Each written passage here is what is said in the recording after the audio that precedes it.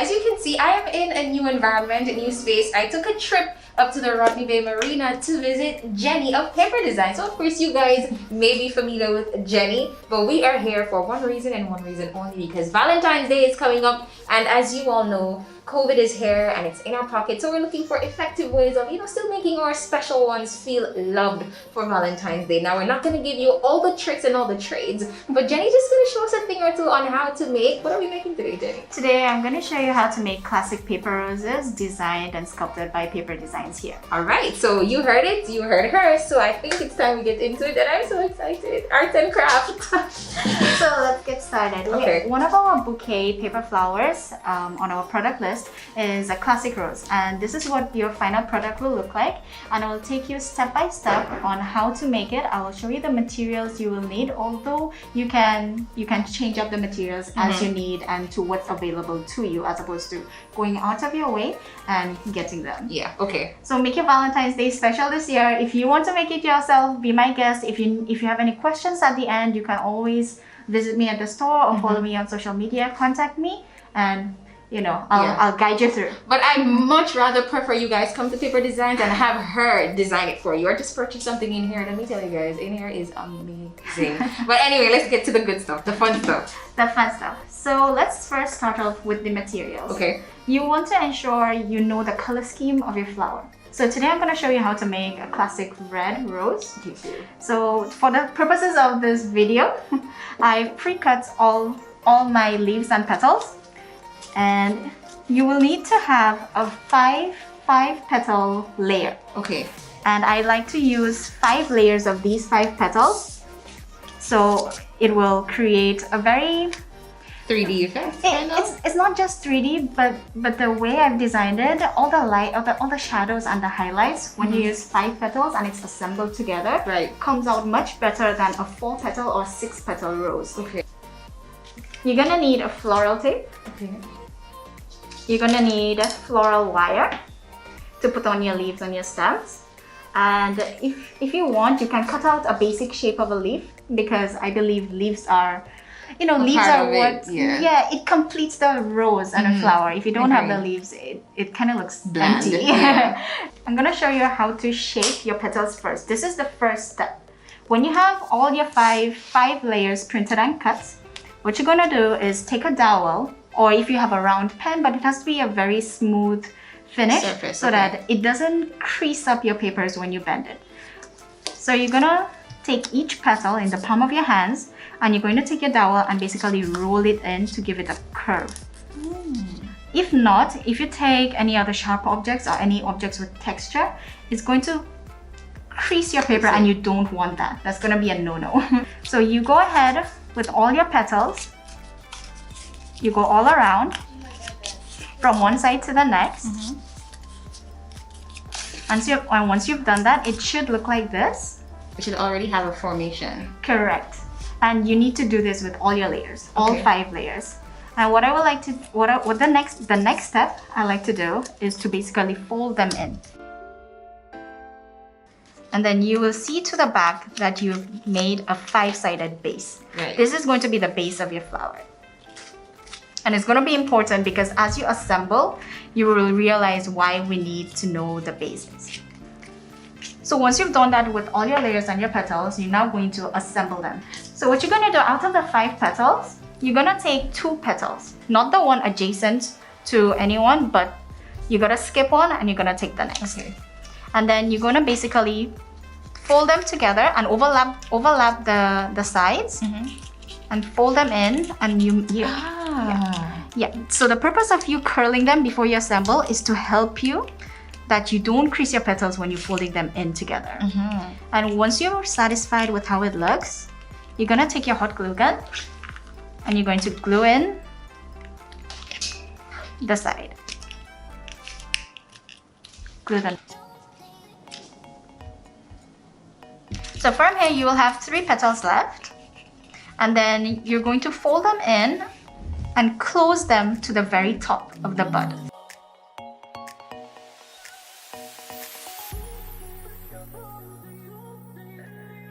Now, if you glue the two sides of the petals, it's gonna stick like this. And I actually like it opening slightly because it gives a more dimension when you look at the rose. And it looks more natural too because the rose, when you look at a rose, it actually has some open sides. Correct. So the next step is go to the following layer of your petal.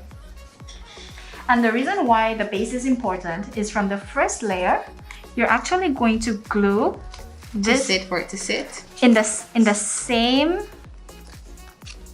in the same shape of the other base. However, it gets a little interesting from here because the following bud that you would create from here in the other layers is actually not going to sit in the same shape. Okay. And I'll show you why right now. From here, if you have to attach this bud to the following layer in the same shape, it's gonna fall like this. Yeah. And you don't want one petal after the next. You actually want it to give an illusion that the petals are going all around. And the next step is for you to basically take two sides of the petal now. Instead of gluing one, I like to glue the two sides of the petal and attach it in. Okay.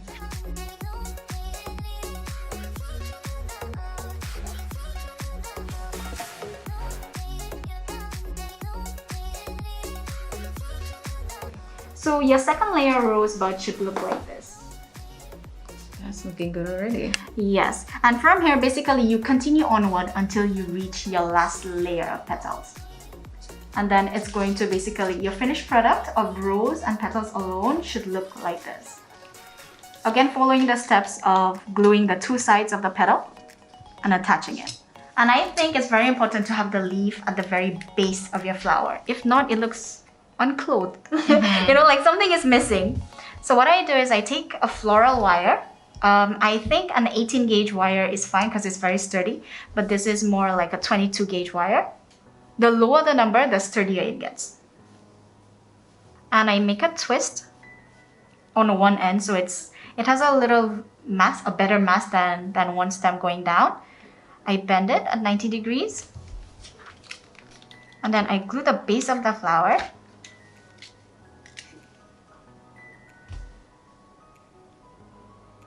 And when you're gluing the floral wire on, you want to ensure the stem of the flower is in the center of the base.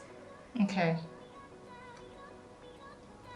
Yeah, and once you've done that, I'll take the base leaf, which should be more of a star shape because I like the base leaf to kind of cover the rose. It looks like it's like a form of protection. And just score it a little bit and so you can curl it. Then apply the glue all around because you don't want the base leaf to be falling apart. Right. That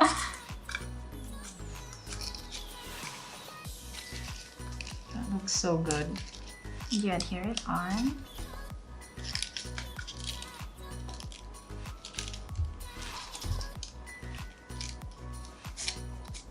And it's very important that you actually take your time to do this. Although the process looks quick, you must have patience and take your time and pay attention to the details.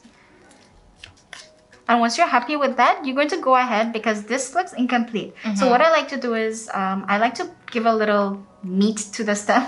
So if you have any dowel or skewer, you want to add it on. And this is the purpose of the floral tape because this is where the assembly of the rose and the leaf comes in.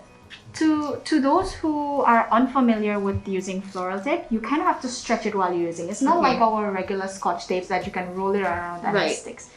So you kind of want to give it a little tug and pull while you use. So I'm going to start from the top, but not to the very top, and I'll show you why once it's done. So you're going to go from the top, roll it around and take a pause to the place that you want your leaf to be. So I want my leaf to be a little lower from the rose. So I'm going to attach it here. Okay. And then you continue. Make sure you keep pulling the tape, otherwise it's not going to stick. So the purpose of not adhering the tape to the very top is because you want to kind of be flexible with how your rose looks. For example, if you're going to wrap your rose and the style of wrapping kind of has an enclosed back, you want to face your rose down. But if you put the tape all the way up, you have no flexibility Right. on how you want to shape your rose. So this should be your finished product, and you can always wrap it in a bouquet or make multiples and put it in an arrangement such as those. Nice. Yes. Awesome. So this is our classic rose, and this is how I prefer to wrap it. I think it's very classy on a Yes, it sleeve is. with a little ribbon. Trust me, ribbons are like socks in any fashion. It completes the wrapping process. And it really looks cute. So guys, if for whatever reason you need to get something for your loved one, I definitely recommend that you find Jenny right here in the marina at Paper Designs. Of course, you can go ahead and give them your contact information and your social details so they can follow you. Correct. So you can follow me at paperdesigns.j on Facebook and Instagram.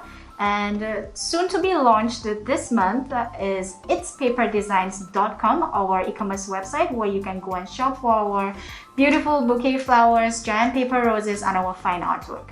Awesome. Well, there you have it, St. Lucia. Our arts and crafts class with Jenny is complete. Thank you so much, Tanner, for having me. Always a pleasure. Thank you for doing Thank this. you.